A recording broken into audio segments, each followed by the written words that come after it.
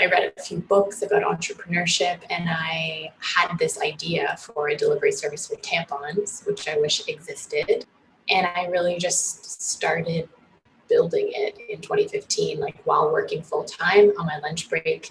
I was basically writing a business plan, and that was kind of the origin of Easy.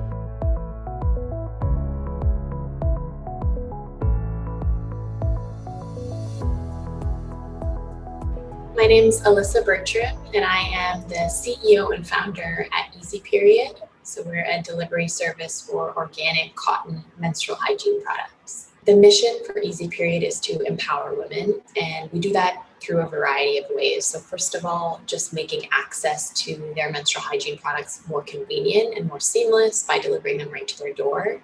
Second, by making access to a safer, more environmentally friendly product. Third, we donate 5% of our profits to delivering both pads and health education to girls in Kenya through Zena Africa Foundation. For any new grads that are thinking about starting a business, I think my advice would be it's a long game.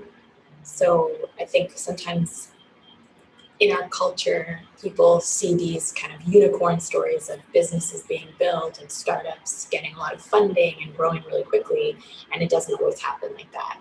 So really being clear on your intention and the pain you're solving, and making sure that that's something that you're willing to work on day after day, and that it's something that people want. It's not the easy way out. People think sometimes like, oh, you don't have a boss, you work for yourself, it's easier, but that is not true.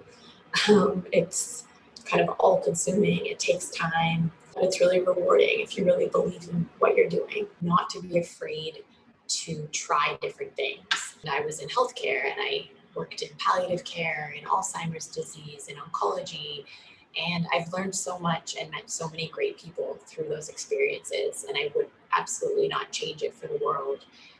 Even though I kind of had an inkling that that might not be what I did long term.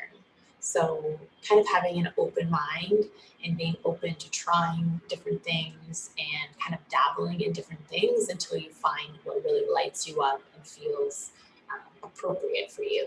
Skills that I think are very valuable for somebody who's a CEO or founder of a company are, one, public speaking.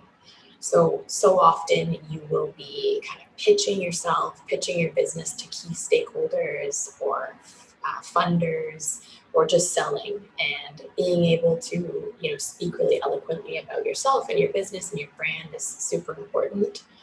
I think resiliency and the ability to, pivot and take in new information and let that guide where you go next is huge.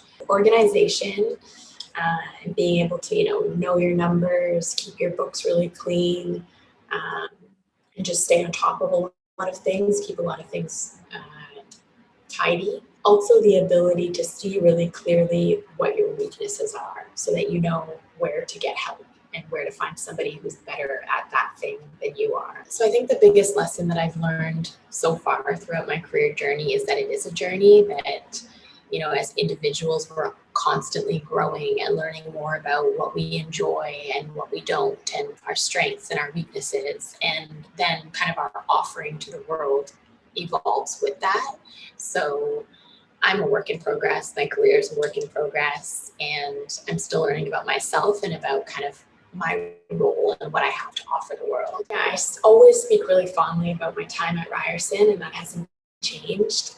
It has shaped me into the person I am today in a few ways. So I found a lot of my personal kind of sense of confidence there. So kind of breaking out of my hometown and the people I had grown up with, stepping into this new arena and finding my own path. Since leaving Ryerson, I've really still felt a part of the community. I felt a lot of support from Ryerson, being an alumni.